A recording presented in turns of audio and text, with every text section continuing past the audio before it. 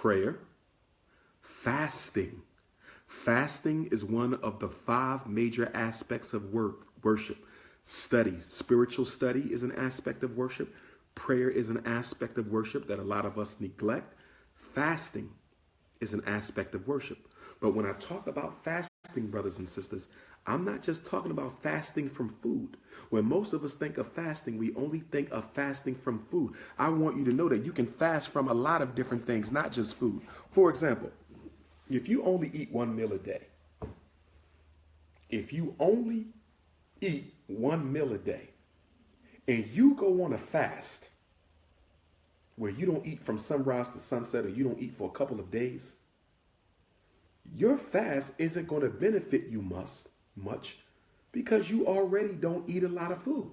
So for somebody who doesn't eat a lot, going on a dietary fast isn't going to reap a lot of benefit. The purpose of fasting is to test and strengthen your spiritual discipline. The purpose of fasting is to test and strengthen your spiritual discipline.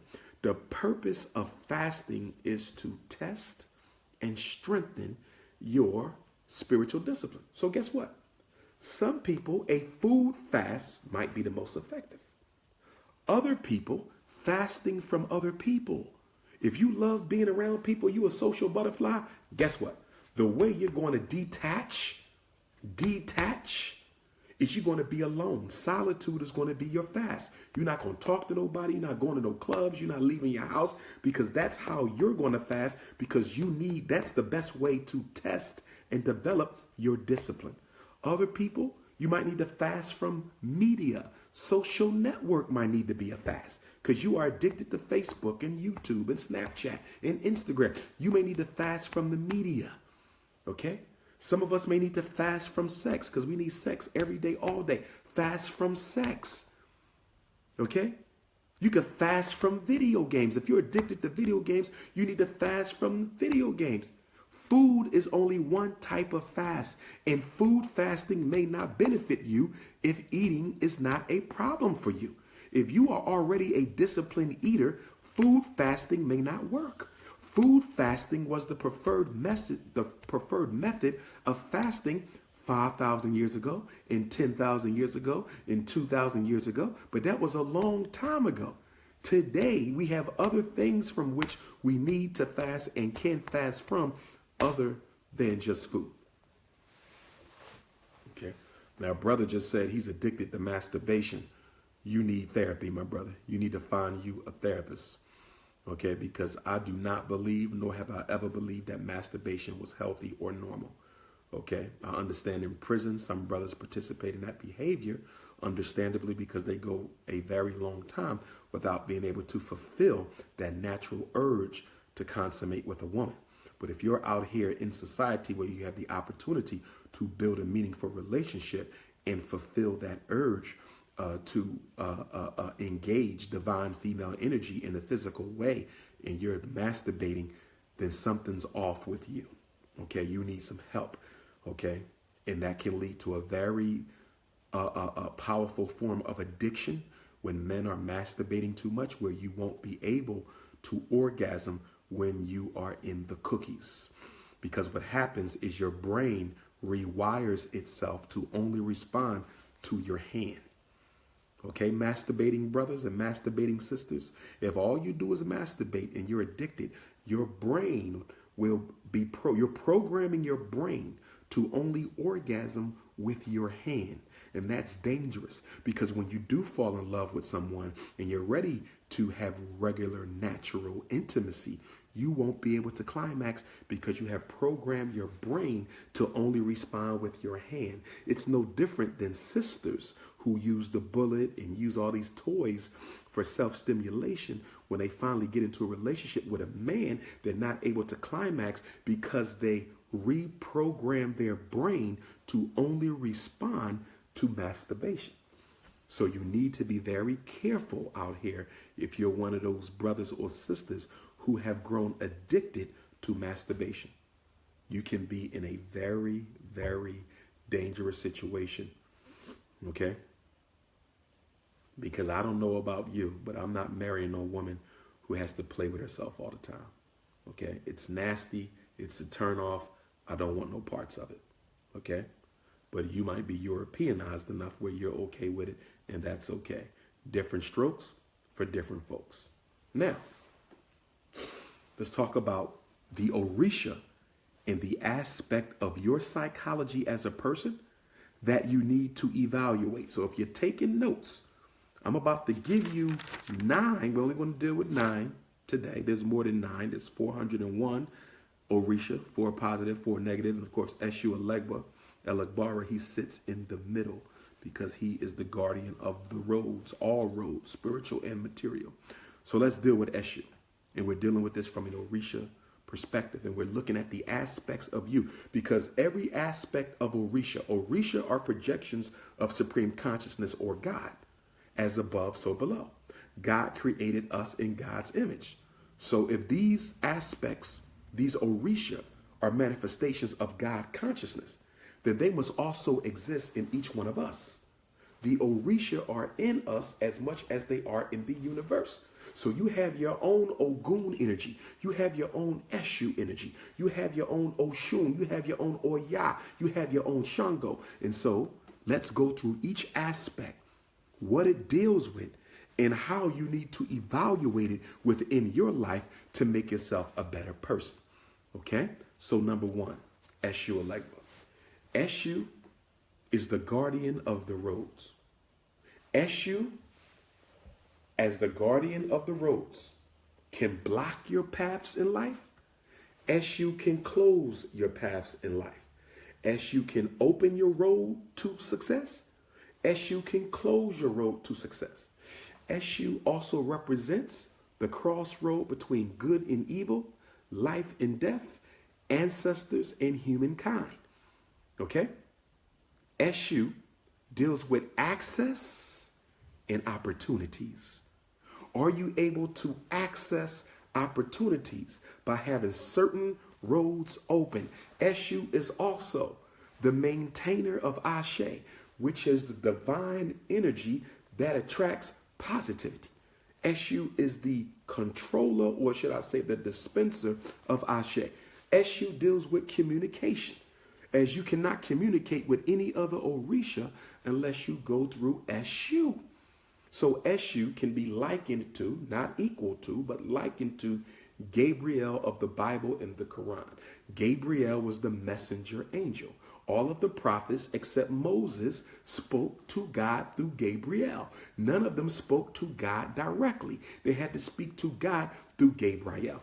Eshu is that, occupies that role in African cosmology. Okay, you must communicate through Eshu, with Eshu, along with Eshu, in order to talk to the other Orisha.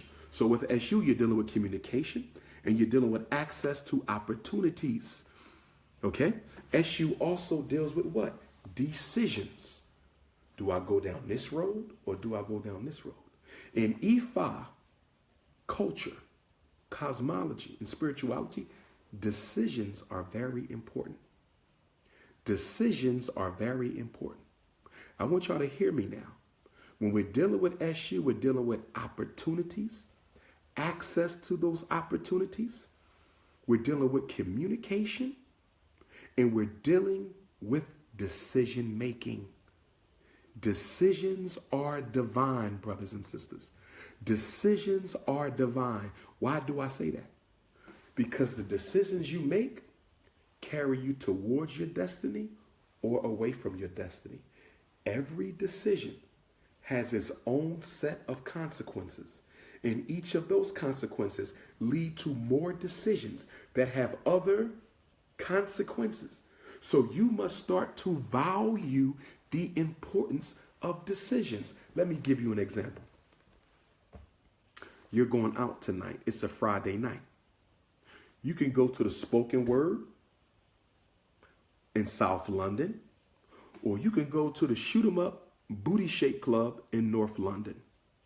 You can go to the African-centered Spoken Word Seminar in South London, or you can go to the Shoot 'em Up Booty Shake Let's Get Drunk Club in North London. If you go to the Shoot 'em Up Booty Shake Club in North London, You may end up getting to a fight. God forbid, you may end up getting shot. You may be killed, or you may be physically handicapped for the rest of your life. If you would have went to the spoken word session, nothing like that would have happened. It wasn't your fault you got into a fight. You may have had to defend yourself. It wasn't your fault that you got shot. But your decision to go to the booty shake club, came with a consequence that altered your life and potentially took you off the path of your destiny. Decisions affect destiny. So when we dealing with Eshu, the first assessment you have to make is, number one, have you been making good decisions with your life? Brothers and sisters, be honest with yourself. Have you been making good decisions? Have you been making good career decisions? Have you been making good money decisions? Have you been making good parenting decisions? Have you been making good black conscious decisions? Have you been making good dating, mating, and marriage decisions? Eshu rules the roads, and the road you take is based on the decision you make. Let me say it again. Eshu controls the roads and your access to it. And down each road is an opportunity or a lack of an opportunity. So have you been communicating right with yourself? And when I say self-communication, I'm saying, have you really been thoroughly thinking through the different options you have? Have you really been thinking through the different options you have, reasoning effectively so you can make a good decision? So number one, your peace of mind in life will be contingent upon the decisions that you make. Eshu, making good decisions so that we go up the correct roads to meet the proper opportunities. So number one, write down decisions. If you want to start studying African spirituality, you can write down Eshu right next to that, ESHU. The deity of roads and decisions and opportunities and communication. Number two, we're going to talk about Oshosi, the Orisha Oshosi. Now, Oshosi is a very important Orisha who gets overlooked. Oshosi is the Orisha of the hunt. Oshosi, O-C-H-O-S-I, O-C-H-O-S-I, O-C-H-O-S-I, Oshosi. Oshosi is the Orisha of the hunt.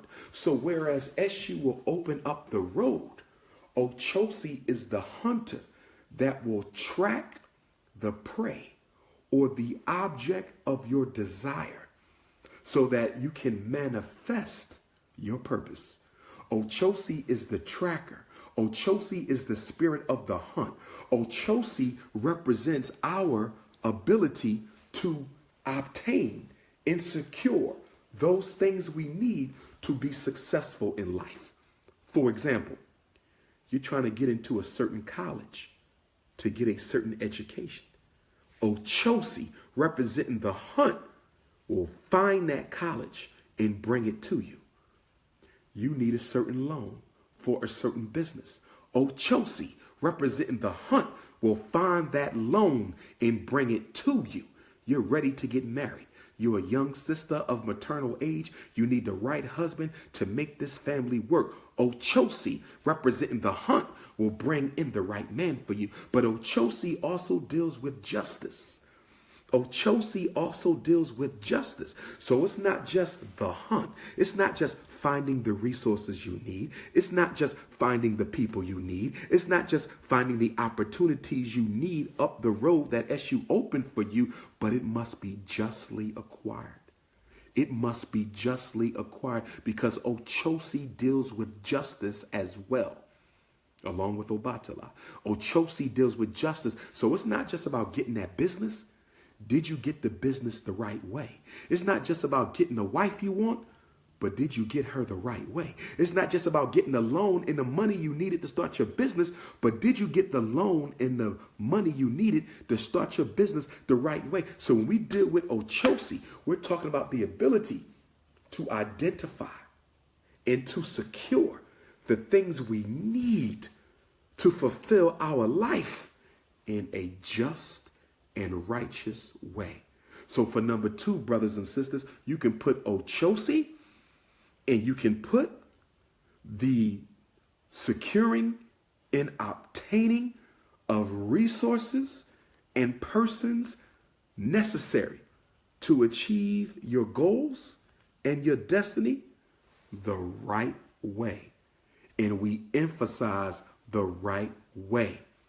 Okay? So Eshu, are we making good decisions? Oshosi, are we obtaining the things that we need to fulfill our ambitions and goals? And are we obtaining those things the right way? And then we go to number 3. My Orisha father, Ogoun. Ogoun. Ogoun is the divine aspect, or the aspect of divine mind that deals with military science, unlimited power, divine strength, divine courage, divine strategy. But not only does Ogoun energy deal with military and the energy of iron, which is Ogoun, but Ogoun also deals with harnessing your willpower. Ogoun has to deal with honesty. In fact, in courts, in traditional Ifa culture, you would swear on Ogoun in court. You wouldn't swear on the Bible. You would swear on a piece of metal. You would swear to Ogoun that you're going to tell the truth, because Ogoun deals with being honest. Ogoun can't stand liars. Ogoun cannot stand liars. But Ogoun also deals with willpower. Willpower. Ogoun is will. Ogoun is dedication. Ogoun is resolve. Ogoun is resistance. Ogoun is tenacity. Ogoun is hunger. Ogoun is, I'm hungry to make this happen. I'm hungry to build my business. I'm hungry to become a doctor. I'm hungry to be the best father I can be. Ogoun is the builder. Ogoun is the energy that takes you into the middle of a ghetto and said, I'm going to build a bank. Ogoun is the energy that takes you into the middle of the hood and say, I'm going to build a supermarket. Ogoun is the energy that takes you into the middle of nowhere and say, I'm going to create a heaven on earth. So when we're dealing with Ogoun, we are dealing with motivational energy and purpose towards a honest living. Ogoun, motivational energy and purpose. When you wake up in the morning, are you motivated with energy to find and fulfill your purpose? That is Ogoun. Ogoun is raw energy. Ogoun is the energy that makes life go. So when you wake up in the morning, do you jump right up and say, I can't wait to get to work. I can't wait to get to this business. I can't wait to finish typing up this book I'm working on. Ogoun is that motivational energy with a specific purpose. Ogoun is the worker. Ogoun never stops working. Ogoun is totally committed. Ogoun is totally dedicated. Ogoun is the personification of manifestation. So when you write down Ogoun, my questions for you, brothers and sisters, on the Ogoun level, does your life have purpose? What is your purpose?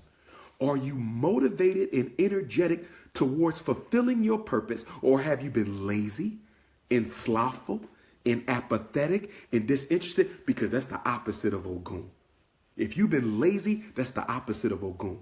You've been shiftless, that's the opposite of Ogoun. You have not been pursuing your goals, that's the opposite of Ogoun. Ogoun is serious about achieving his goals. Ogoun is energy personified. So next to Ogoun, put purpose, motivational energy towards achieving your purpose in life. See, by following the Orisha, by focusing on the aspects of the Orisha within us, that gives us a blueprint for how we can achieve peace of mind on earth. Honestly achieving your purpose with motivational energy and hunger, that's Ogoun. That is Ogoun. Willpower.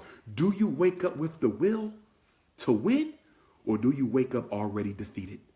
Do you wake up with the will to win, or do you wake up already defeated? If you wake up with the will to win, to overcome, to construct and build, then you are in good Ogoun energy.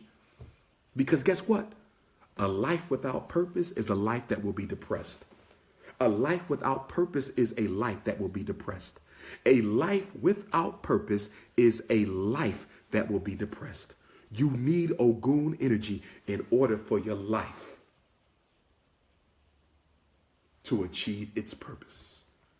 Now, let's go to Queen Mother Yemoja, my Orisha mother. I'm wearing her colors, blue and white. Ogoun is my dad. Yemoja is my mommy. Ifaru's my head. Ogoun is my dad. Yemoja is my mommy. Ifaru's the head. Now, when we look at Yemoja, she is the personification of divine female energy. Yemoja is the Iyalode. She's the big mama. She's the queen mother of all female issues. So let's take Yemoja from a man and a woman perspective. Okay? Let's deal with sisters first. I want to talk to my sisters. I want to talk to my sisters first, and then the brothers as it relates to Yemoja. Yemoja energy, she represents the life in the water. When we are born, we are all born from the sack of water of our mother's belly. Okay?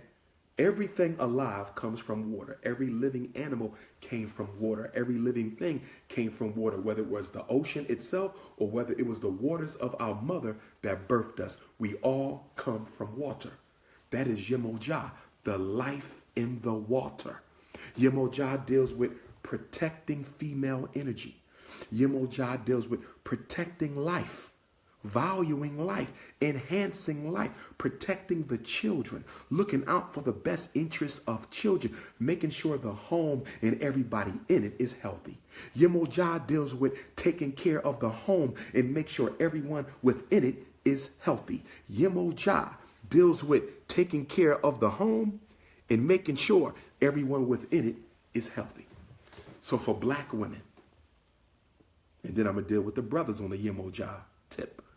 For black women, Yemoja energy, we're dealing with your happiness, your mental health, and your spiritual peace of mind. If you are a black woman, questions you need to ask yourself as it relates to Yemoja. Are you building a good relationship with your daughters? Black women, are you building a great relationship with your daughters? Black women, are you building a great relationship with your own mother? Black women, are you building a great relationship with your own mother? This is important. Black women, are you building good relationships with other women? A black woman is going to have a hard time being healthy if she don't have a healthy black female positive network around her. A black woman is going to have a hard time being at peace if she's not at peace with the female relatives of her own house, of her own extended family. So for a woman to be in alignment with Yemoja energy, are you taking care of your own womanhood, your vagina, your breasts, your health? Are you exercising? Are you taking care of your daughters, your mothers, your grandma, your aunties? Are you harmonizing with female energy? Sometimes women fail to realize that you still have to harmonize with female energy even though you are a woman. 1 second, trying to get Instagram right.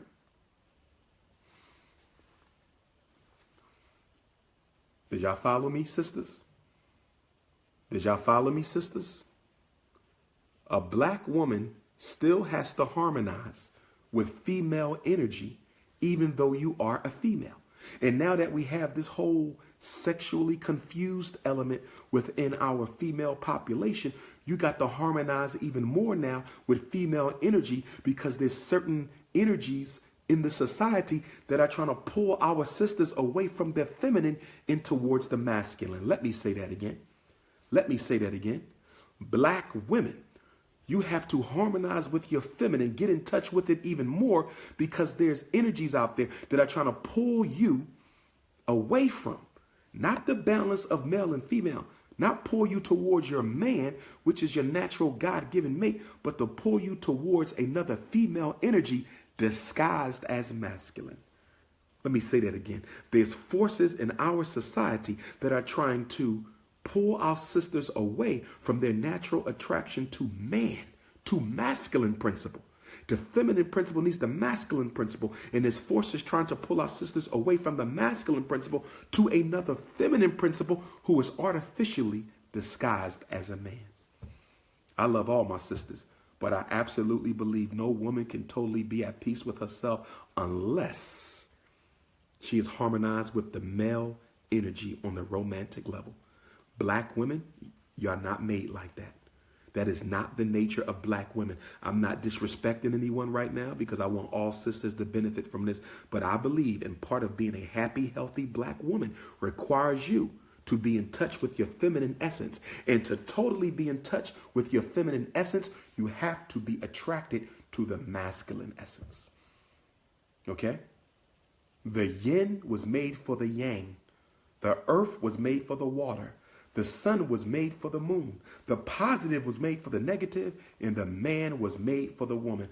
African culture is based on balance. African culture is based on balance. I see some of you who've been influenced by Europeanism. You're disagreeing with me, and I respect your right to disagree. I respect the fact that you are in denial over the fact that you were created as a female principle with a need for the masculine, just like I was created as a masculine principle with the need for the feminine. That is who we are. You need that balance, sister. Two female principles together, the universe doesn't function. That stops life. Two masculine principles together, the cycle of universal love and life can exist like that. Why? Because you stop the reproduction of our species. You stop the reproduction of our species. Everything in the universe goes through a process of manifestation, decay, death, and rebirth.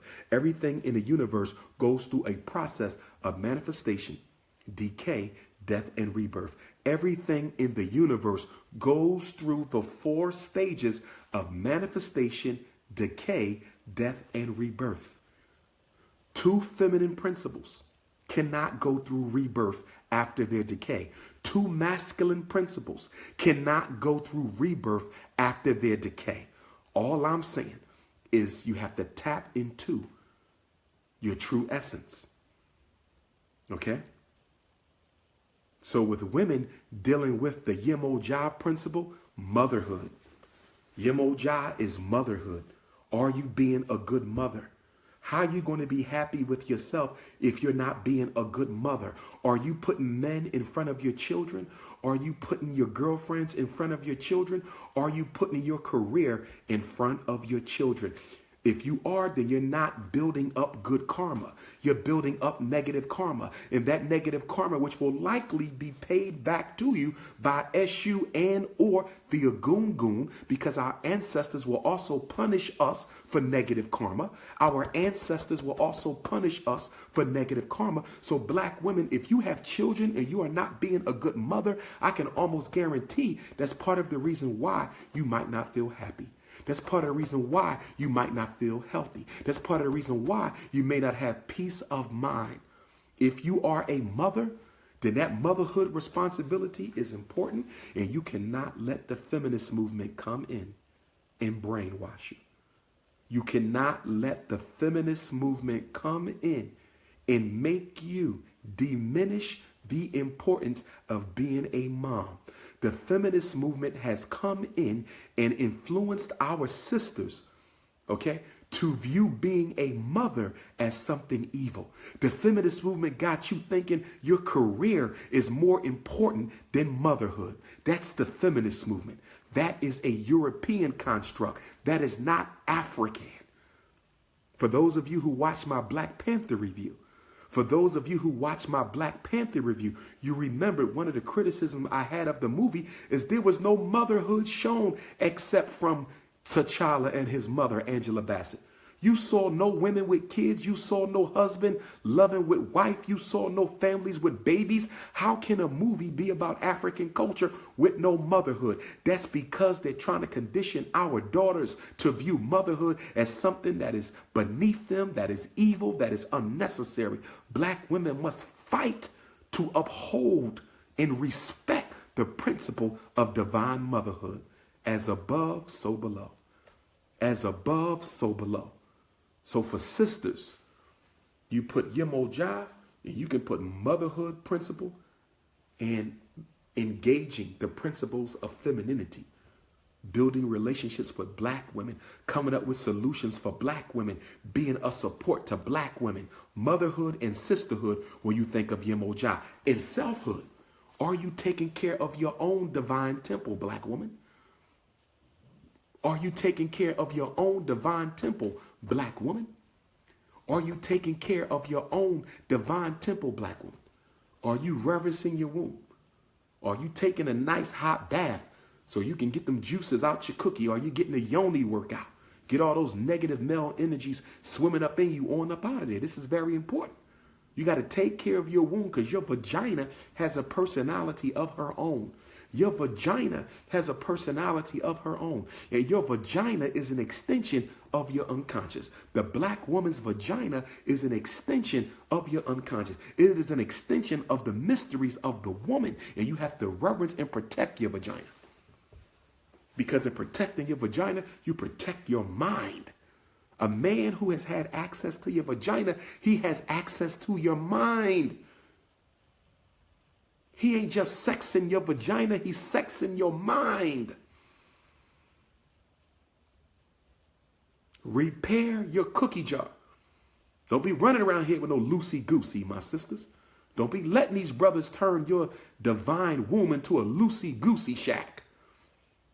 Value your womb. Value your womb, sister. Value your womb. Now, when we deal with Black men in Yemoja, brothers, for my brothers out there, when you write down Yemoja on your self-assessment, when you write down Yemoja on your self-assessment, the question becomes, are you in harmony with divine female energy? A lot of Black men are not in harmony with divine female energy.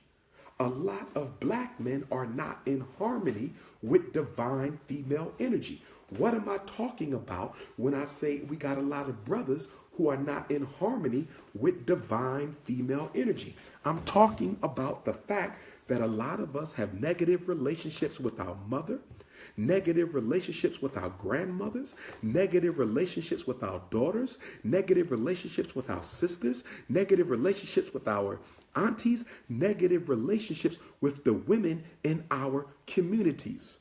Brothers, you have to harmonize with divine female energy, Black man.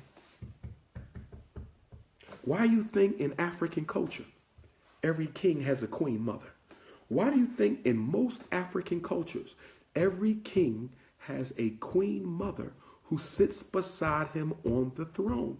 The queen mother's purpose is to balance out the masculine with the feminine, to make sure that there is balanced energy ruling the empire. When you look at African art, you often see women with the men. Whether you're looking at Kemetic art, whether you're looking at art from the Igbo kingdom, Yoruba kingdom, South Africa kingdom, you always see women on the shoulder, female birds or female next to the man, because no man can achieve true manhood manifestation if you are not harmonized with female energy. Okay? This whole thing about the Black man is God, the Black woman is God, that's all crap. The Black man and the Black woman are God together. Is the Black woman God? Is the Black man God? Together they are, apart they are not. Is the Black woman God? Is the Black man God? Together they are, separated they are not. There is no way in hell a black man anywhere should be calling himself God if he is not harmonized with the female principle. There is no reason why any black woman should be calling herself God if she is not harmonized with the masculine principle. Is the black man God? Only if he's harmonized with the female. Is the black woman God? Only if she's harmonized with the male. It is the two that makes one. It is two that makes one. It is the male and the female that makes the union of oneness. Oneness. We talk about one God, but we have to talk about bringing ourselves as a people into oneness. We talk about the one God, but we have to talk about bringing ourselves as a people into oneness. Black man, are you guilty of rape? Black man, have you been guilty of pedophilia? Black man, have you been guilty of molestation? Black man, have you been guilty of domestic violence? Black man, if you are abusing women, then you are out of sync with divine female energy, and you will be punished by the universe for that. You will be punished by the universe for that. A lot of black men have bad luck because we are not in a harmony with the female principle. And for black men and black women, part of harmonizing with the female principle, what are we doing for the children? What are we doing for the children? What are we doing for the children? What are we doing for the children? As a black man and black woman, when you're dealing with Yemoja energy, you're dealing with looking out for the baby. What are we doing to look out for the babies? Yemoja energy is about protecting the children. Yemoja means mother of the fishes. Yemoja means mother of the fishes. What are you doing for the babies? I'm helping a parent save them. I'm building FDMG, but I can't stop there. I'm going around to prisons to talk to the juvenile children. Our teenagers, they still babies. I'm talking to them. That's how I'm harmonizing with the female energy. Trying to do right by my mother. You understand? Harmonizing with the female energy. Okay? You want to know if you in alignment with the Yemoja? Are you in harmony with female energy? And what are you doing for the babies? Yemoja is about protecting the women, empowering the women, and looking out for the babies. What are you doing with your own children? What are you doing for all of our children? That is the Yemoja energy. You will not be able to achieve your destiny if you are out of sync with the female principle. You will not be able to achieve your destiny if you are not looking out for Yemoja's children. And that's our young African boys and our young African girls. That is facts. That is facts. And yes, I would argue that our lesbian sisters are out of sync with Yemoja energy. And I would argue that our homosexual brothers are out of sync with Yemoja energy because Yemoja is the birther. She is the divine womb of creation. She's the divine womb. So if you got two masculines and two feminines, there's no rebirth. There's no reincarnation. There's no ancestors coming back. I'm not being disrespectful. I'm just saying that if you are in an alternative lifestyle and you're not having happiness, I would implore you that you consult Yemoja energy. I would implore you that you consult Yemoja energy because we are balanced by two opposites. We are balanced by two opposites.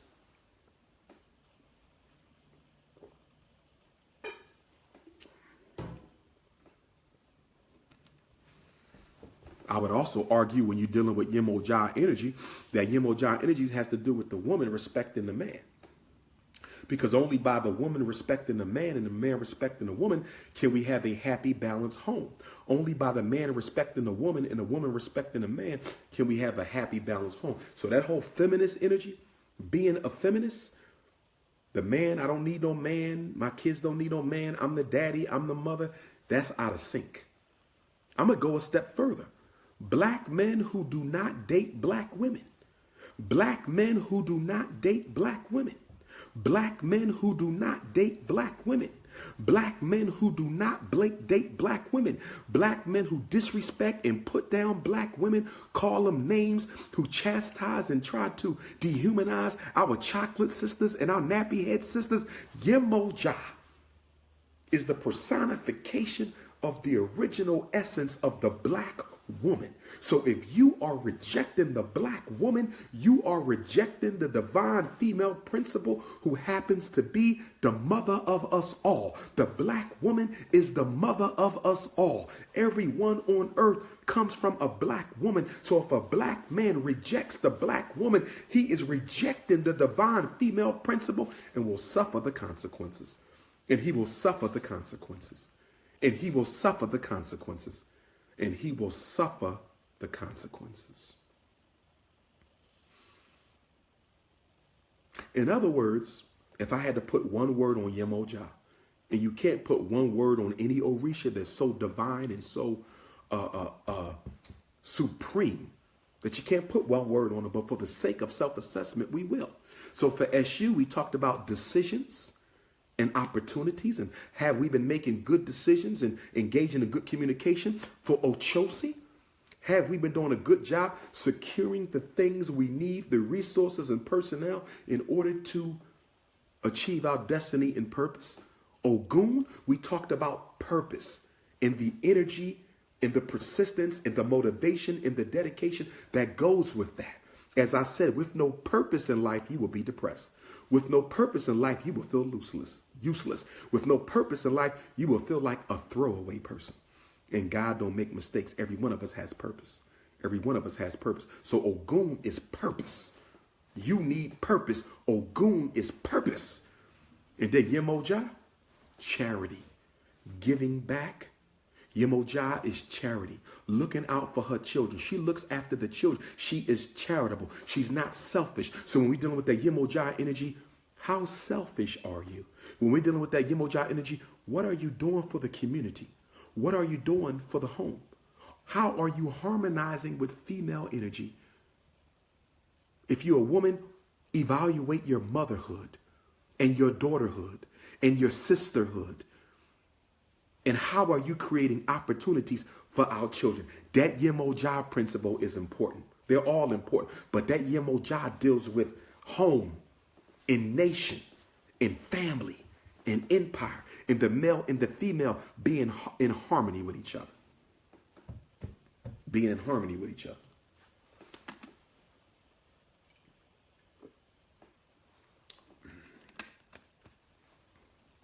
Somebody brought up polygyny. Well, polygyny is very much practiced in most African cultures, but of course men have to be able to afford it. And if a man has more than one wife, he's definitely going to have to be in harmony with divine principle, because he has to make sure those wives are getting along, and he has to make sure he's getting along with those wives. I don't have a problem with polygyny. I plan to have 2 wives myself. I don't have a problem with polygyny. I plan to have 2 wives myself. In fact, I hope my 2 wives just show up. I hope they just show up. Lupita and Jill Scott, and say, Doc, let's go. Amara and Jill Scott, Doc, let's go. I just hope my 2 wives show up, and here we go, Doc. Let's build. I want them to show up to me together. Here we go, Doc. Let's build. 1 butter almond and 1 deep brown sugar to chocolate. I want a butter almond to butter pecan, you know, a hot peanut butter sister, and give me a deep dark brown sugar to chocolate. I'm gonna get 1 of each, so that way the light-skinned sisters can't say I'm biased against them, and the chocolate sisters can't say I'm biased against them. Because lately they've been accusing me of being a dark-skinned supremacist. They say all the women I be posting be dark-skinned. No, I'm bringing balance. I'm bringing balance, my sisters, because the only thing our daughters have been seeing is yellow. They've been seeing vanilla and lemon, okay, and cream. Nothing wrong with that. I love my lemon sisters, my vanilla sisters, my cream sisters. I love them. But I'm just trying to bring balance, and that's why I've been showing the brown sugars and the caramels and the mocha lattes and the chocolate fudges. Okay, that's all. It's about balance. Okay, so I'm gonna have 2 wives, but a man needs to be honest. So brothers, you have a right to. A brother has a right to multiple wives. He does, if he can afford them and treat them equally. But what he don't have a right to do is lie to them and be dishonest about their status. No man has a right to manipulate women into polygyny. No man has a right to manipulate women into polygyny. No man has a right to manipulate women into polygyny. If you are manipulating my sisters, then you are out of balance with divine female energy. And you will answer to the big mama, Yemoja, the Iyalode queen mother of all female affairs. Okay? Now, next. Is this beneficial, brothers and sisters? Is this beneficial? Okay? Evaluating your happiness and peace of mind using an Orisha construct. Is this beneficial, brothers and sisters? Okay? So, okay. I answered that call because it was from Philly, 215. That could be family. Okay? So now the next energy we're going to deal with, okay, is Shango. Shango. Shango is the divine masculine principle. Shango is the essence of male virility. Shango, metaphorically, is the strong, hard penis. Okay, I'm not talking sex, I'm talking male virility. Okay, one of the ways that they measure a man's health is how hard his erection can get. Okay, so that is Shango. Shango is the potency of testosterone in fearless male energy. Now, Shango is a warrior too, like Ogoun, but Ogoun is a much greater warrior. Ogoun is a primordial Orisha. Ogoun existed before Shango ever did. Okay, so when it comes to military, Shango cannot beat Ogoun. Okay, Ogoun, when it comes to power and energy and military, Ogoun is uncontested. He's invincible. But Shango is the warrior king. Ogoun is the warrior, but Shango is the warrior king. So that means what? Shango deals with diplomacy. Shango is the king. So he wants to avert war, only fighting when necessary. Okay? So Shango deals with building relationships. In black men, Shango deals with us being able to build relationships with each other as brothers. Okay? The black man's ability to come to a consensus with other black men so we can unite to defend our women and children. Okay? Okay? Black men, so that we can build our empire. That's Shango. Because as a king, you have to build different relationships. As a king, you have to deal with people you don't like. As a king, you have to deal with situations that you don't want to be bothered with. So Shango is the master of jurisprudence. Shango is the master diplomat. Shango is the master politician. Shango is also the what? Master orator. Shango rules oratory. Okay? So me as an orator, I call on Shango. Dr. Umar calls on Shango. Okay? Where my Shango stone at? Let me see.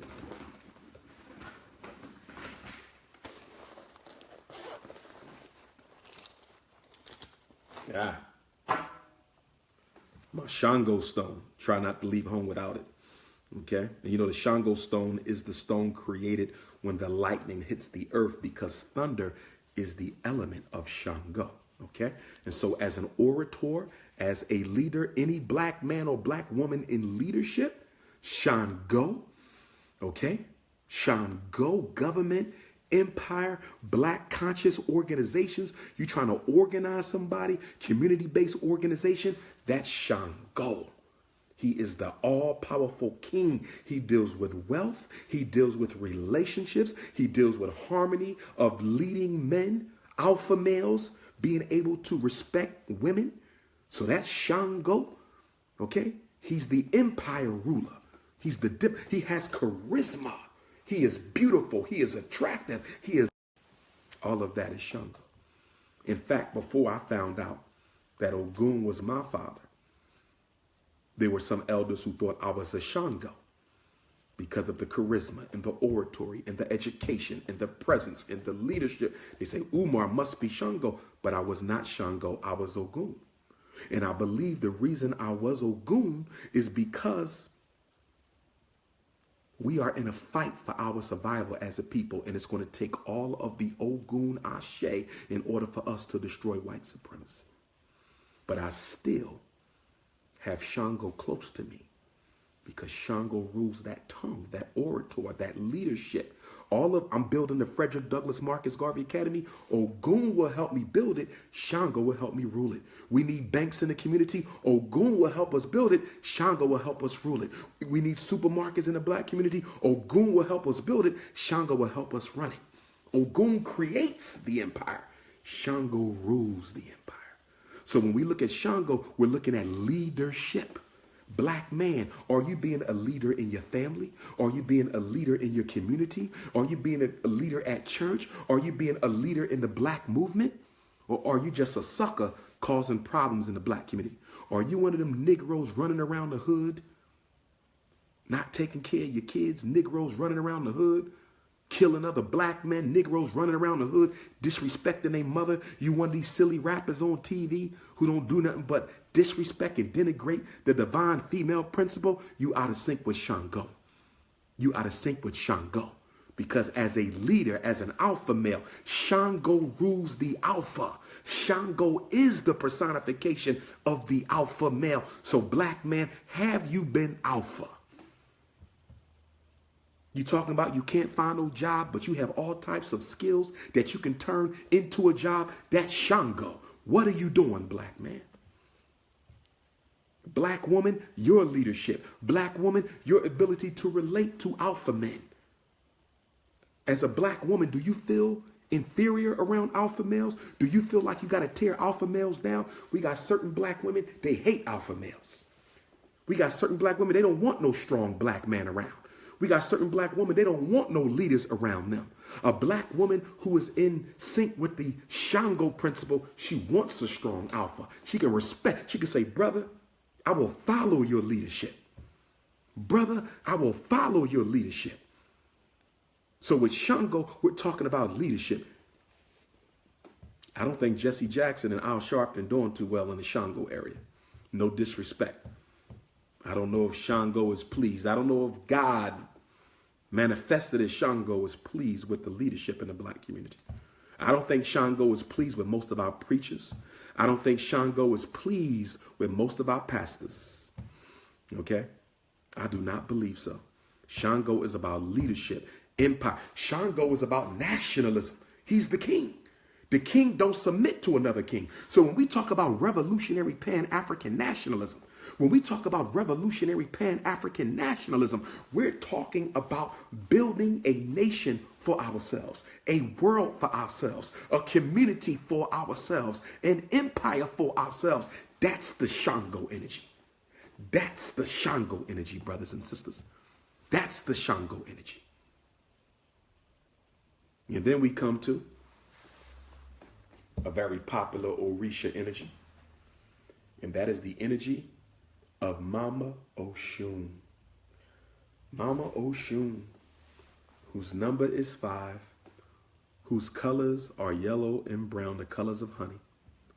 Yemoja, Oshun, who is Yemoja's little sister.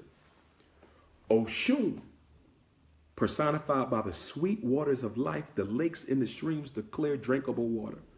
Yemoja is the salt water. She cleans because Big Mama like cleaning, right? Make sure everything is clean and in place. Oshun is the sweet water, right?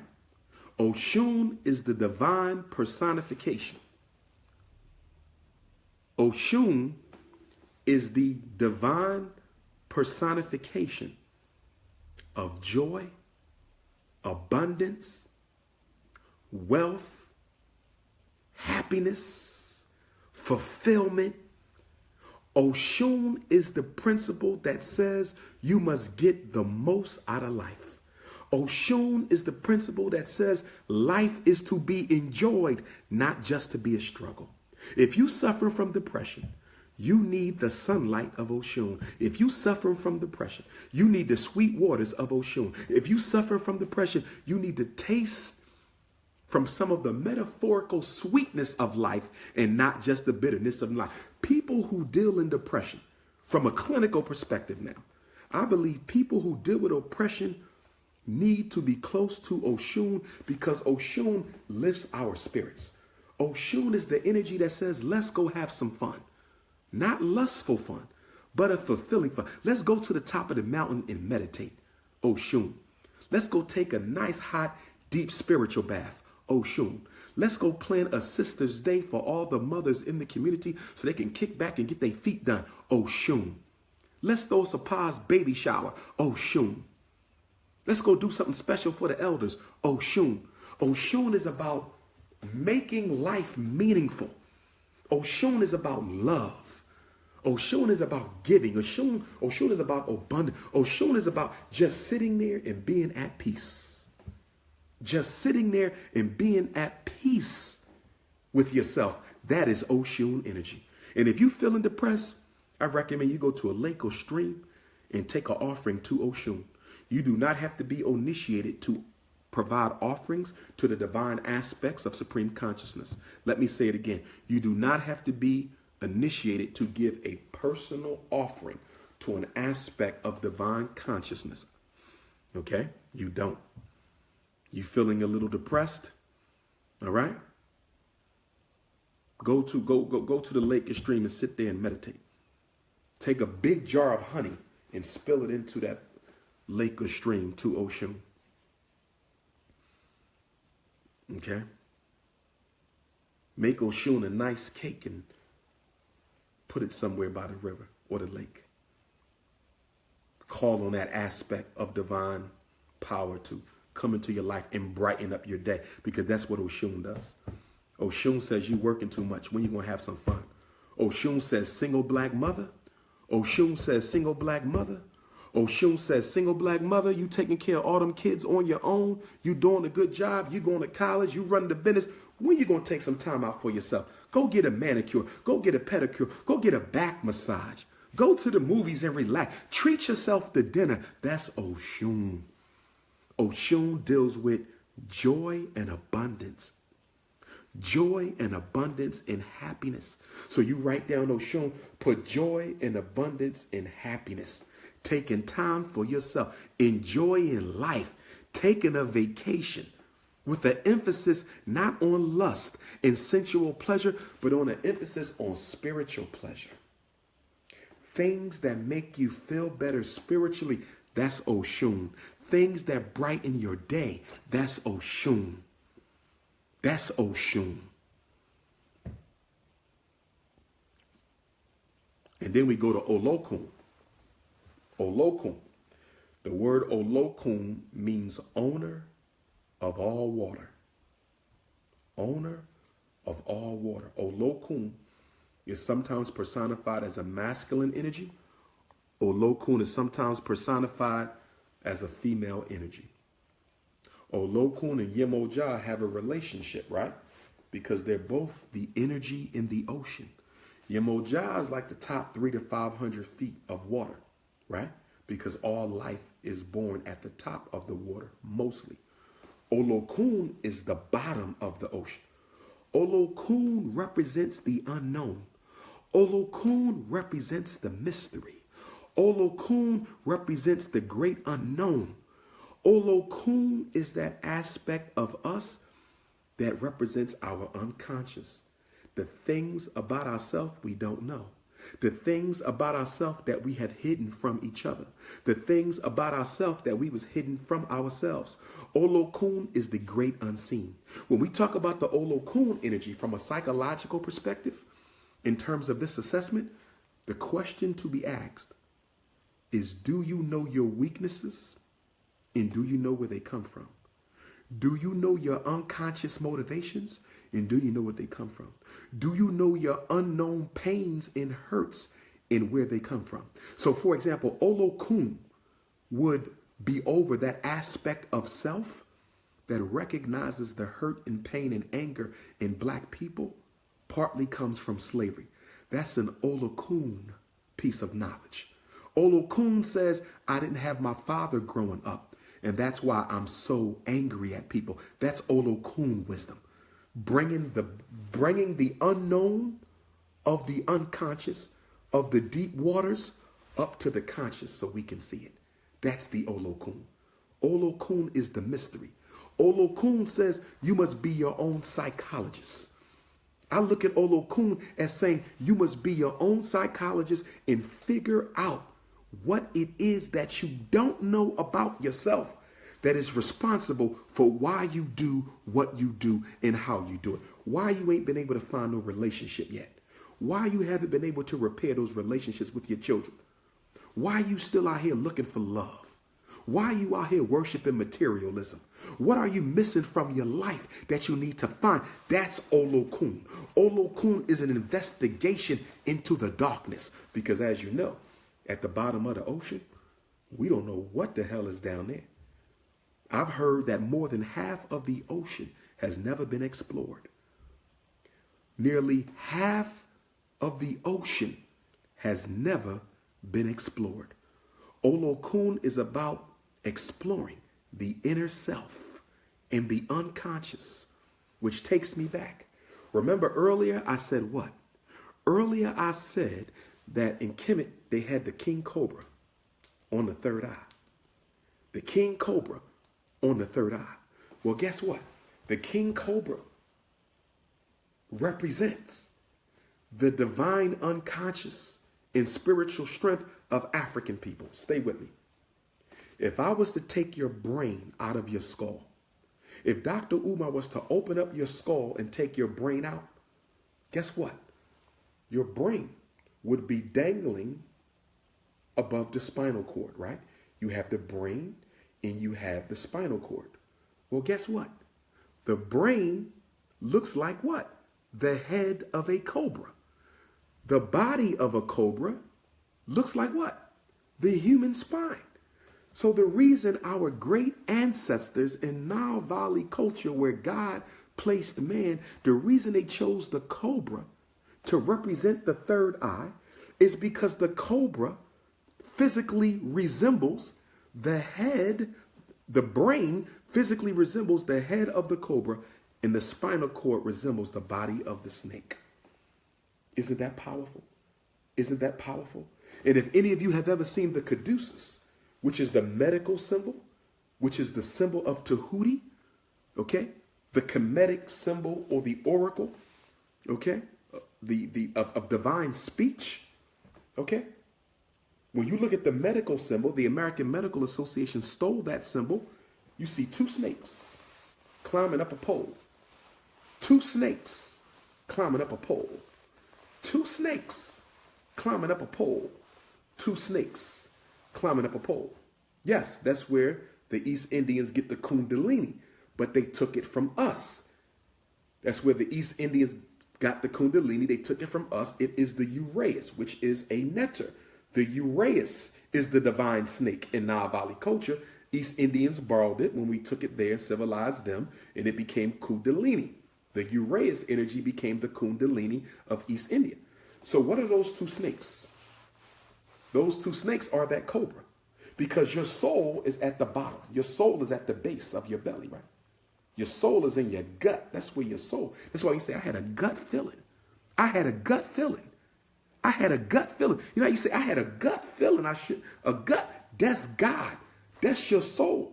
You have an entire solar system of divine communication in your belly. That's why women have a greater connection to their children than the fathers do.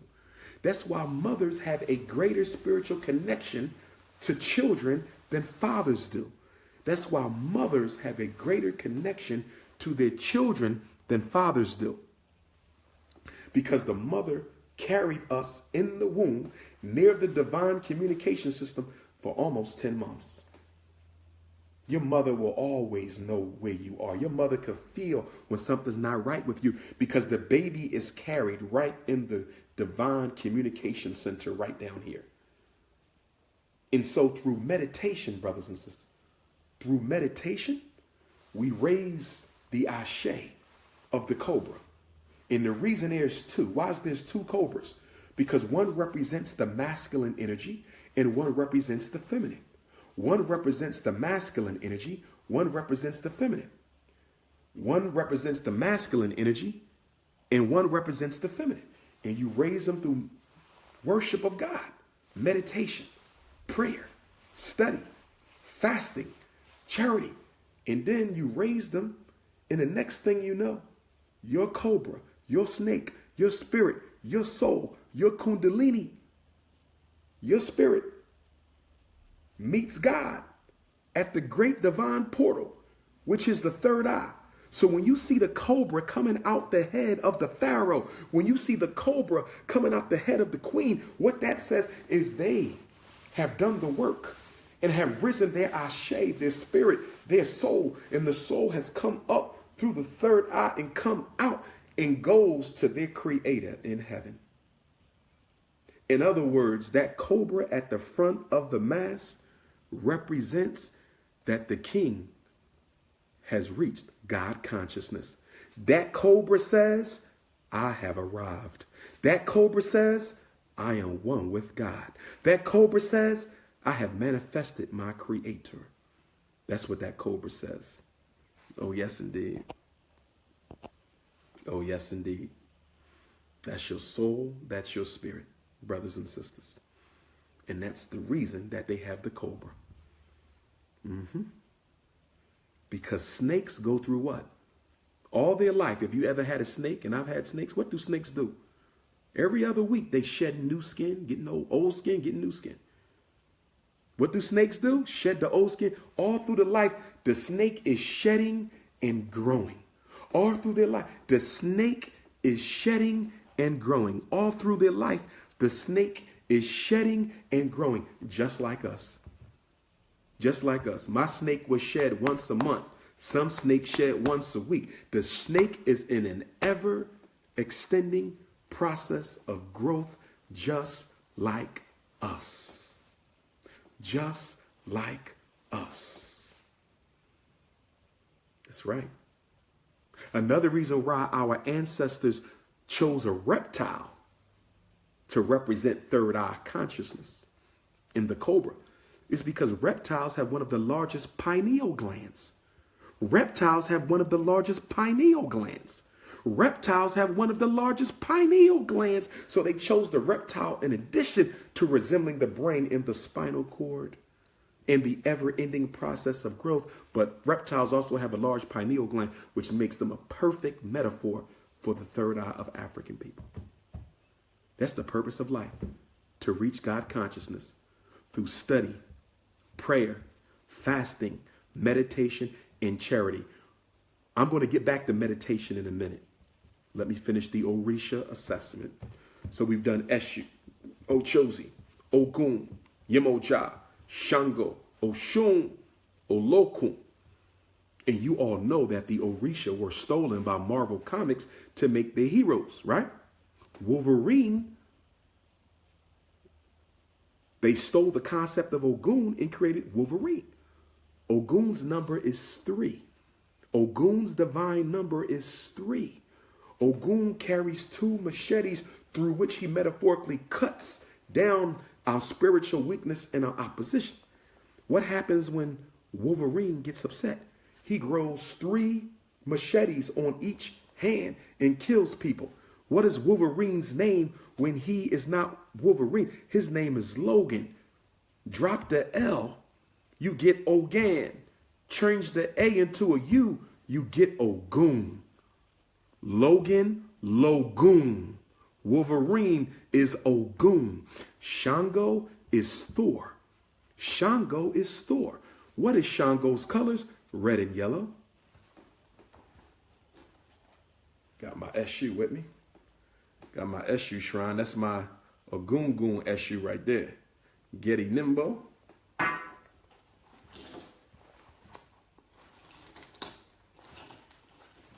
My juju bag. Got a little Shango shrine. What are Shango's colors? Yellow and red. What are Shango's colors? Yellow and red. What are Shango's colors? Yellow and red. What is Shango's element? Thunder. Shango travels with a what? Double-sided axe. Thor. What are Thor's colors? Red and yellow. What is Thor's element? The thunder. What is Thor's weapon? The double-sided axe. They stole Shango and turned him into Thor. And then we have Olokun, the owner of all water. They stole Olokun and turned him into Aquaman. The next Orisha that we're going to cover in our assessment is Obatala. Obatala. Obatala was stolen and turned into Charles Xavier, the elder leader of the X-Men. What is Xavier's power? Charles Xavier's power is consciousness. He uses consciousness to do what? Cause all types of phenomena. What is Obatala's power? Consciousness. It was Obatala who Olodumare sent to earth to fashion man. It is Obatala's element of consciousness. Obatala represents enlightenment. Obatala represents Buddhahood. Obatala represents Krishnahood. Obatala is Christ consciousness manifested. Obatala is God consciousness. That's why he's the strongest Orisha, and he's the oldest Orisha, and he's the most powerful Orisha. Obatala, Charles Xavier. And when you look at Charles Xavier, a lot of time he wears what? Silver. What are Obatala's colors? White and silver. Facts. Now, from an assessment standpoint, brothers and sisters, Obatala, if you want to assess your Obatala energy, Obatala is good character.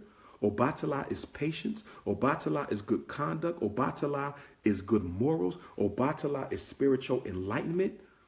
Okay? Obatala is the manifestation of everything Buddha talked about. Obatala is the manifestation of everything Jesus Christ talked about. Obatala is the manifestation of everything Muhammad, Moses, Abraham, and Krishna talked about. Obatala, when you have reached Obatala consciousness, Christ consciousness, that means you are no longer materialistic. You don't get angry. You don't engage in sin. You have total patience. You are no longer entrapped in the cycle of addictions and repulsions. You are no longer entrapped in the cycle of hating things, okay? And lusting over things. When you reach Obatala consciousness, you are God on earth. Obatala is the highest stage of consciousness. Obatala is the highest stage of consciousness. He is righteousness and enlightenment personified. So the question you ask yourself, are you righteousness and enlightenment personified? And then the last Orisha is Holly Berry Storm. The last Orisha is Holly Berry Storm. The last Orisha is Mama Oya. Mama Oya represents the stages of change and the process of change. She is the spiritual personification of change. Remember, we said earlier, the Buddha said the only thing guaranteed is life is change. We are born, we evolve to a point, we decay, we die, and we are reborn. Well, guess what? That whole process is personified by Mama Oya, because Mama Oya, okay, is the breath that is breathed into the newborn child. Mama Oya is the breath that is taken from the dying life, the dying physical life. Mama Oya leads the Ogoun society. She is in charge of the ancestral society. She guards the cemeteries. Yes, she oversees the process of death and the reincarnation of life. She gives the breath. She takes the breath. She is the tornado. She is the typhoon. She is the hurricane. Mama Oya represents the cycles of change, good and bad. Mama Oya represents the cycles of change, good and bad. Is your life a continuous cycle of negative energy? Or is your life a continuous cycle of positive energy? Because if your life has been a lot of negative energies cycling over and over again, the same negative energy over and over again, it's time for you to make an offering to Mama Oya. It's time for you to make an offering to Mama Oya. She is the wind. She is the energy in the wind. They say the change comes in the wind. The wind blows in change. The wind blows in life. The wind also blows in death. Mama Oya is very important. Mama Oya is very important. She's over the ancestors. If you're having trouble, you might need to do an offering to Mama Oya. Ma Oya shrine, I get an eggplant because she loves purple and dark reds, the colors of blood. Okay? Purples and dark reds, some red wine. You get you an eggplant and you cut that eggplant into 9 pieces, or you get 9 eggplants, okay? And you soak those eggplants full of red wine and you put that under your Oya shrine. If you don't have an Oya shrine, go out at nighttime, because Mama Oya is nocturnal. She operates in the evening. Go to a tree, okay? Go into the forest somewhere, find a tree, preferably when it's windy. No, I know where you go. Forget the forest, forget the tree. Take your Mama Oya offering and put it near a marketplace, a shopping plaza, or a mall, or some sort of outdoor place where business is conducted. And the reason you want to do it near a marketplace, because Mama Oya blesses change. Not only real change and metaphorical change and actual change, she represents the change in your pocket. You have a business and you trying to make money. You have a business and you trying to make money. You have a business and you're trying to make money. You're trying to get your business off of the ground. You need some money. You're struggling financially. You call on Mama Oya, because guess what? She literally represents change. The change you spend in terms of money and the change you need in terms of a better life. She is the physical change you spend and the spiritual change you need. She is the tornado and the cyclone. She leads the ancestors. They stole Mama Oya and turned her into Halle Berry's storm. Halle Berry, the black female energy that controls the tornadoes and the hurricanes. That's where they got Oya from. That's where they got Oya from. Okay? If you deal with bronchitis, asthma, wouldn't hurt to give an offering to Oya if you're dealing with any type of lung problem, because she is the lungs. She's the air in the lungs. Anything that have to do with air. I flew to London yesterday. Well, guess what? I prayed to God and I asked Mama Oya, carry me through, Mama. I called on Mama Yemoja. I'm flying over your ocean, the Atlantic Ocean, the #1 cemetery in the world. Carry me through. I called on Ogoun. I'm inside this airplane. It's made of metal. You represent technology and all technological innovations that use metal and iron. Ogoun, protect me in this plane.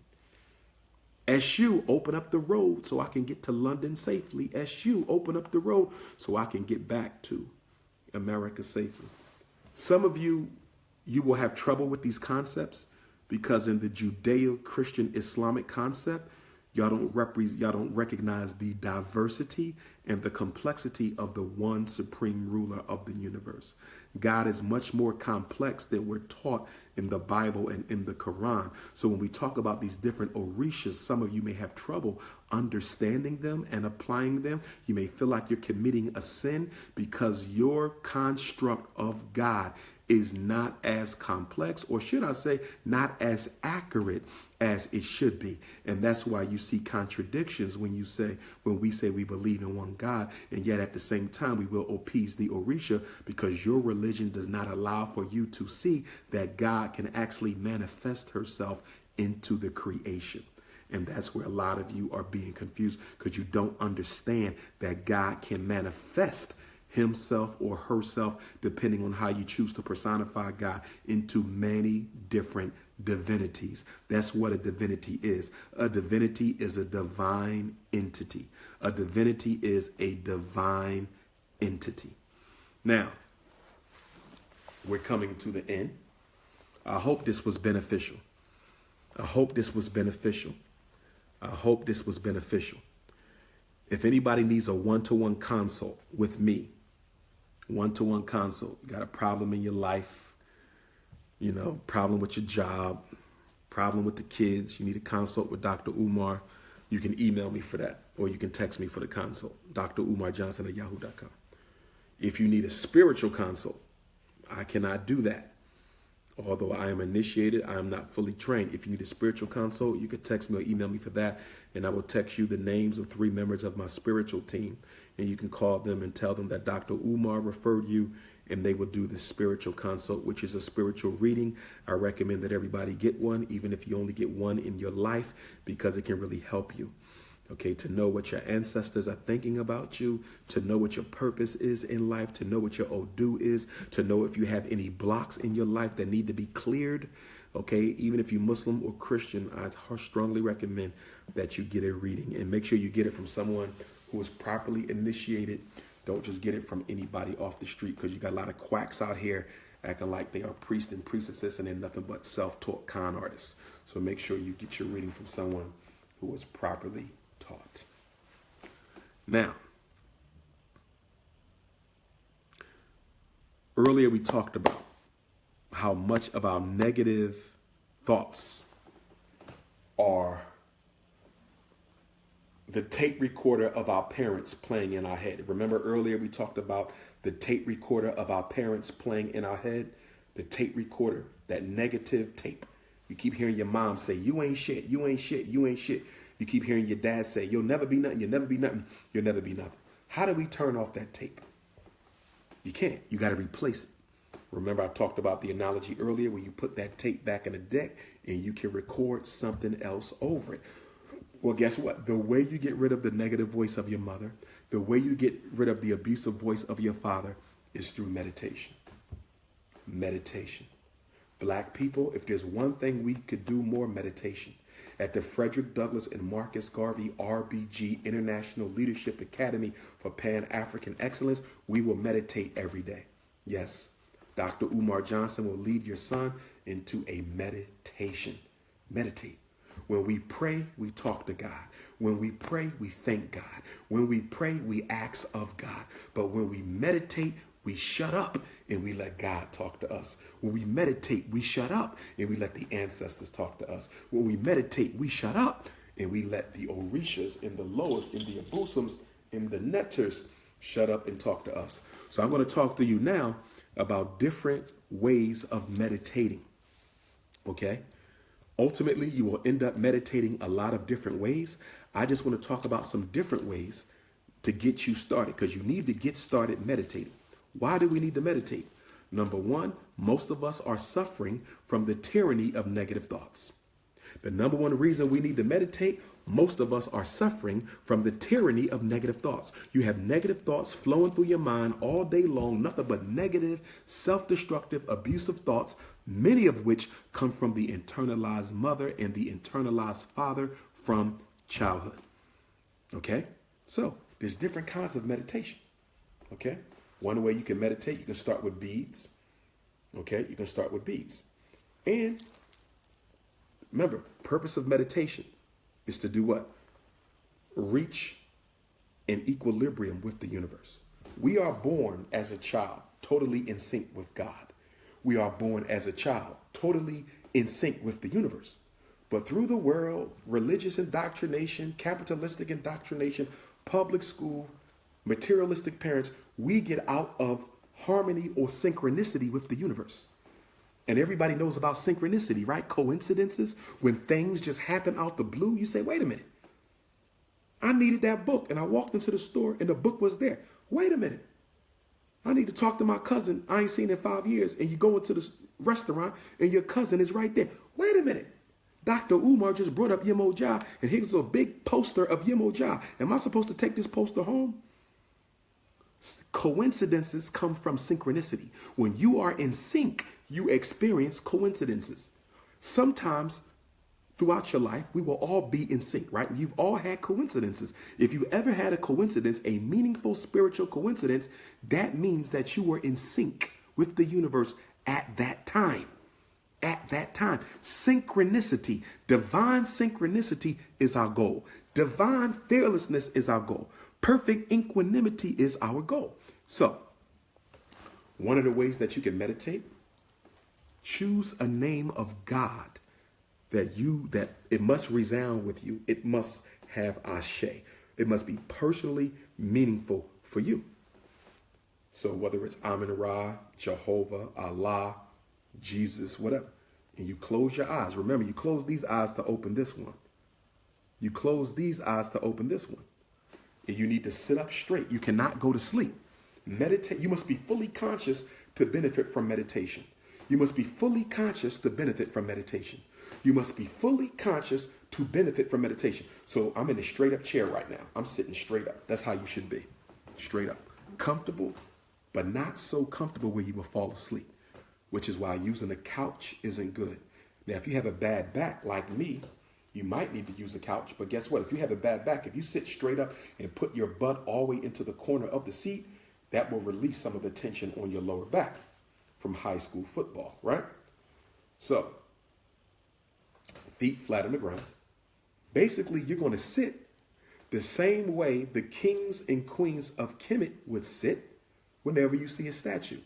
Most statues of kings and queens of Kemet, what do you see in the museum?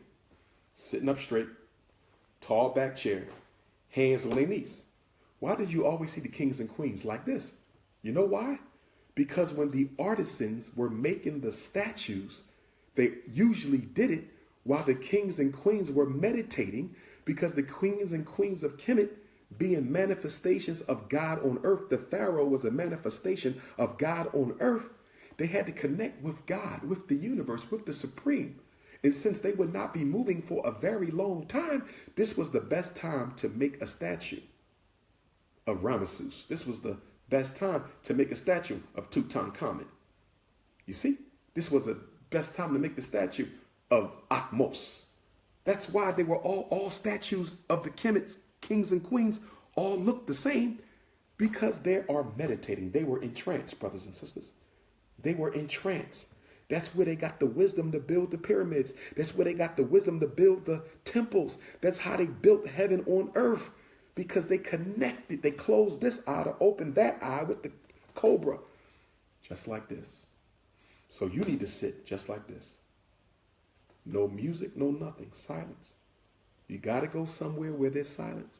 So if you have a noisy house with a lot of children, you need to wait till they go to bed, or you need to wake up early before they get out of bed so you can meditate, and you just repeat Olodumare, Olodumare, Olodumare, Olodumare, Olodumare, Olodumare. And as I'm chanting the name of God, and you could use any name that you want, that name, okay, is going into my unconscious. And that concept of the all-powerful God is being embedded deep within my unconscious. And while I'm chanting the name of Olodumare, guess what? Any negative tapes in my head about how I ain't shit and how much this person didn't like me, guess what? While I'm chanting, I cannot hear them. The divine name of Olodumare is replacing the negative tapes in my head. And if I do my chant in my meditation long enough and regular enough, sooner or later, the name of Olodumare will drown out the negative tapes. Meditation is reprogramming of the mind.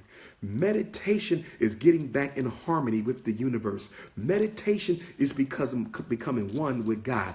Meditation is stopping the thought process long enough to allow divine communication to happen. It ain't spooky and it ain't complicated. And guess what? You don't even have to use the name of God. You could use a statement. Okay? If you somebody who don't think you're going to be shit, guess what? I guarantee you, it probably won't even take 6 months. The belief that you are nobody will disappear, because the I am successful has been so deeply programmed into your unconscious. Meditation goes straight to the unconscious. You close these eyes to open this one. Meditation goes straight to the unconscious. You can reprogram yourself, brothers and sisters. You can and it's real simple. It's simple. But we don't do it because we've been convinced that anything useful costs a lot of money. We've been convinced that anything useful costs a lot of money. We think anything useful costs a lot of money. So that's meditation with a mantra, meditation with the name of God, meditation with a powerful statement. Okay? But you can put these down. Sometimes it's good in the beginning because your mind is all over the place and you got to anchor it. So sometimes having a beat can help you focus. But once you're used to meditate, hands down, close, follow your breath.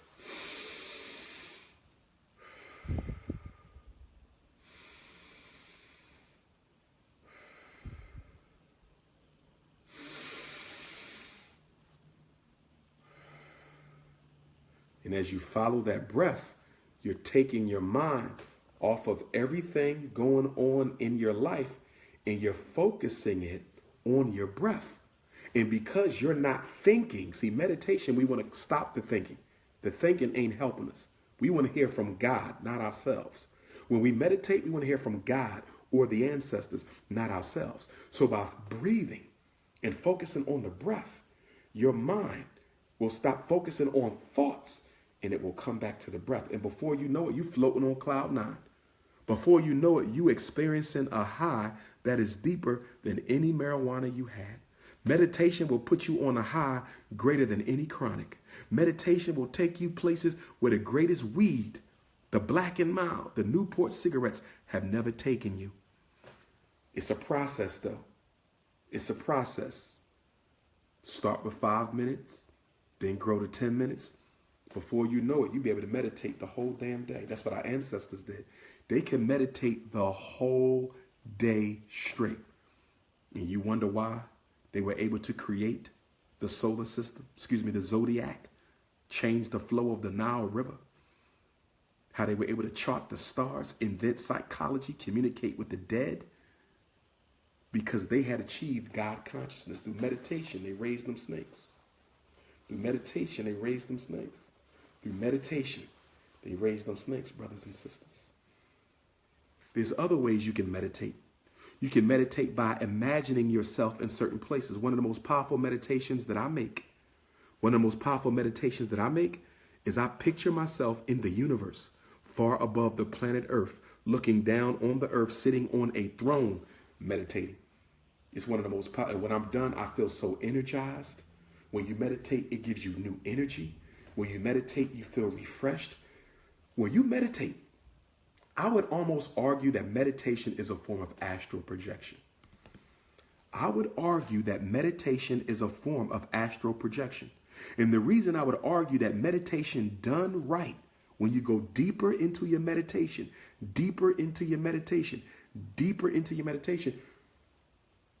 it's a form of astral projection. Because when you go to a certain level, you may hear voices. You go to a certain level, you will receive messages. You go to a certain level, you may see certain energies. You go to a certain level, you may even get a special visit by God. Okay? But that takes a long time. That takes work to get there. You don't just close your eyes. Okay? In the beginning, your mind going to keep distracting you. Be patient with yourself. Take your mind right back. Detach and observe. Remember, you are not your mind. You are the controller of your mind. You are not your thought. You are the controller of your thought. You are not your idea. You are the controller of the idea. You are not your body. You are the energy within the body. Detach from the body, detach from the mind, and watch it. When your mind goes off, when you're trying to meditate, observe it and recognize that your mind doesn't want to participate in this because it requires discipline. And your mind is used to doing whatever it does whenever it wants to do it. Remember, we are a human being. We are not a human thinking or a human doing. We are a human being, and you need time to simply sit and just be. And just be. You can also meditate with music. You can You could go on YouTube and type in meditation music, Christian music. I meditate to African drums. No voice, just drum. I meditate to African drums. Anything that can take your mind off of thinking and put you at peace. In order for you to get into a deep trance, it must take your mind off of thinking and it must put you at peace.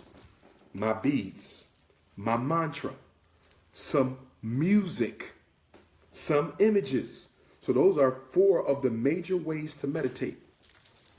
Beads, mantra, beads and a mantra, an image, a sound, music. You can also use a picture. You might have a very spiritual picture in your house. You might have a third eye. You might have a piece of artwork. It's powerful. You start by staring at the artwork, thinking of nothing but that artwork. And then before you know it, you get so used to controlling your mind, right, that you don't need nothing to help you do it. You don't need no music. You don't need no pictures. You don't need no mantra. You don't need no beats. You're able to sit down, close your eyes, and connect to God. Sit down, close your eyes, connect to the ancestors. Sit down, close your eyes, and listen to what the universe has to tell you. When we meditate, we get back in harmony. And guess what? The more you meditate, the more coincidences you're going to get. The more you meditate, the more you fall back into synchronicity. Meditation takes you back into synchronicity. Yes. When you meditate, that takes you back into synchronicity, brothers and sisters. Yes, it does. In Ifa, we say, in order to live a happy life of purpose and in order to live a happy life of purpose, you must have good character. You must be walking your destiny, and your ancestors must be pleased with you. I'm going to say it again. If you want to reach your destiny in life, ask yourself these 3 questions. Do you have good character? Which means you're making good decisions. Good character, good decisions go together.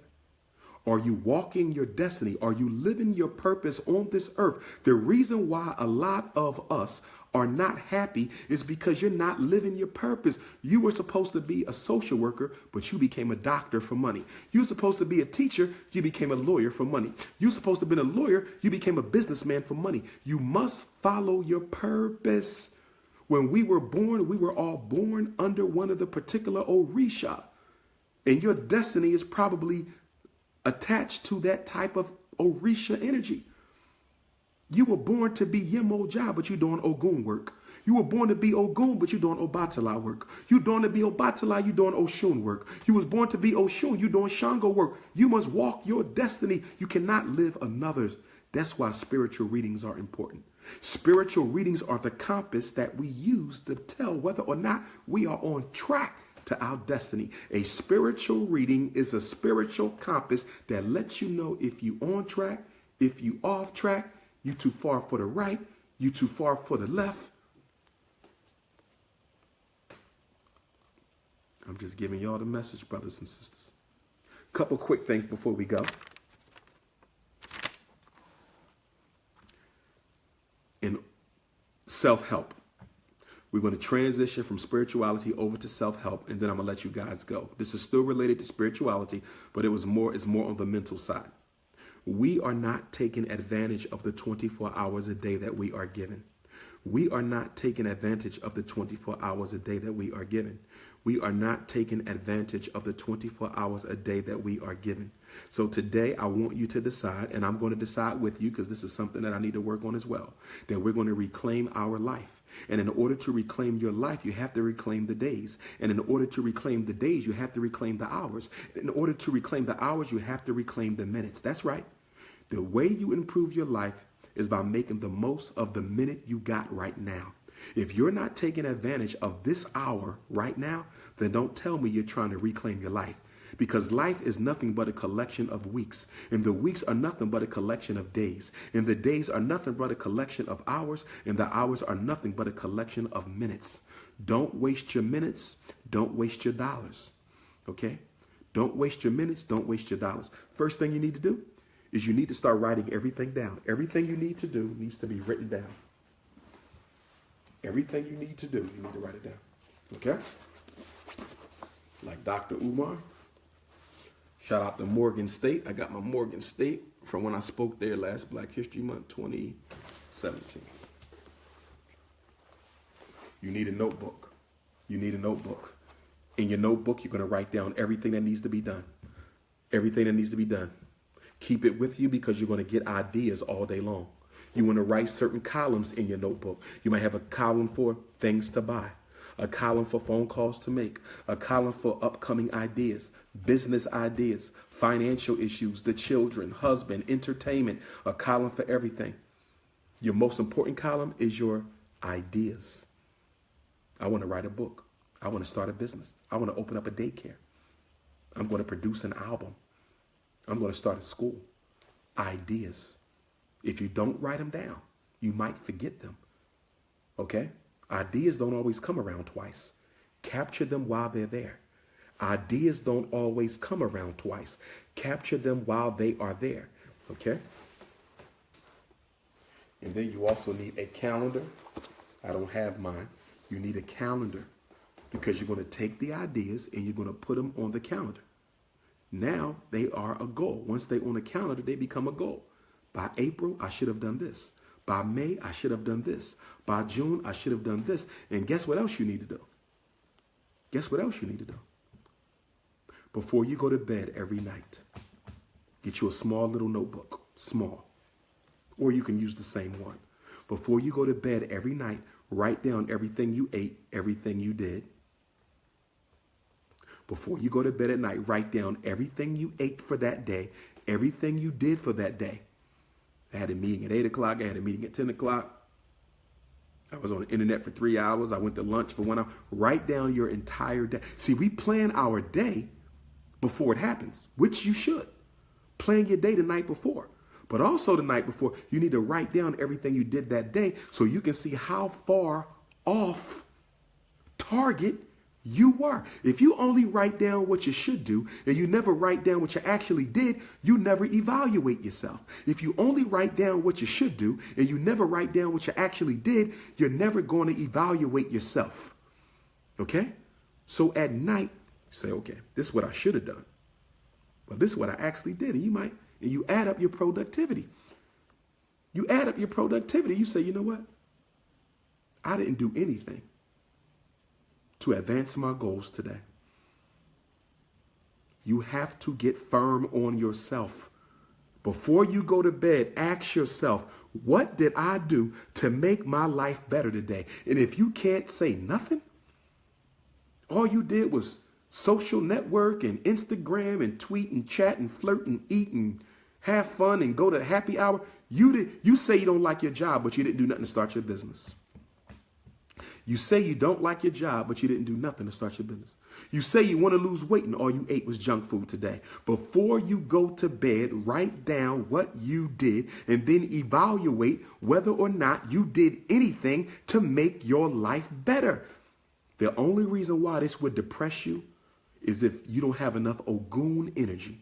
You're not motivated and dedicated enough to live a life of purpose. When you are motivated and dedicated enough to live a life of purpose, you will have no problem every night writing down what you did, what you should have done, and you will do better tomorrow. Remember, failure is the path to success. Acknowledging failure is the path to success. Before you go to bed tonight, write down everything you did and everything you ate. Write down everything you did and everything you ate. Look at it. Say, damn, I ate all that junk. I ain't get one vegetable today. I ain't have no juice today. I didn't drink one bottle of water today. Write it down. And then once the month is over, you got 30 days of your eating habits. You got 30 days of your real activities. You think you some motivated, dedicated person. And in 30 days, you look back on your notebook and you haven't done anything to improve your life, brothers and sisters. The most important thing you can own is a notebook and a pen. Most important thing you can own is a notebook and a pen. Most important thing you can own is, in fact, look how many I got. I got 1, 2, 3, 4, and 5. Because that's what I need. I got FDMG, I got oratory, I got personal stuff, business stuff, ideas, panafrikanism. Got to keep good notes.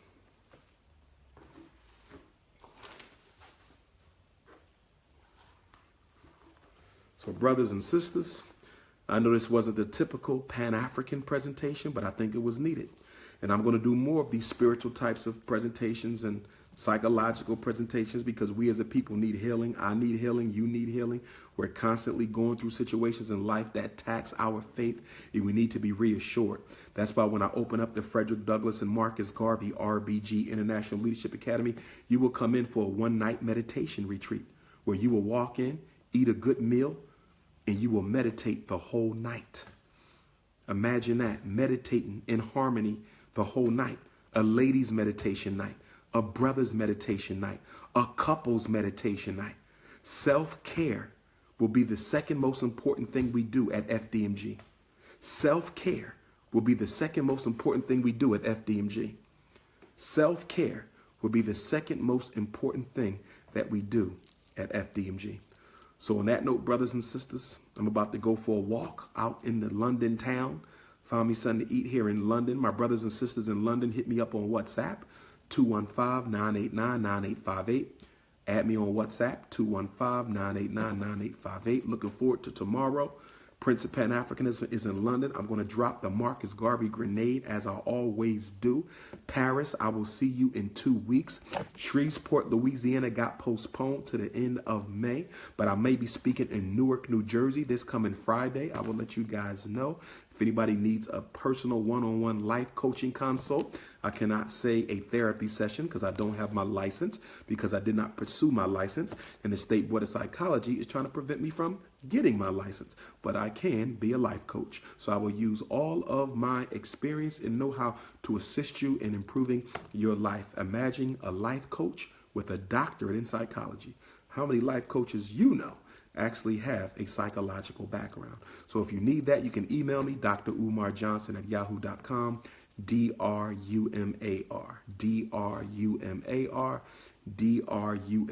Johnson@yahoo.com. Phone number 215-989-9858, 215-989-9858. Peace and love, Black Power. This is the Prince of Pan-Africanism, and I approve this message.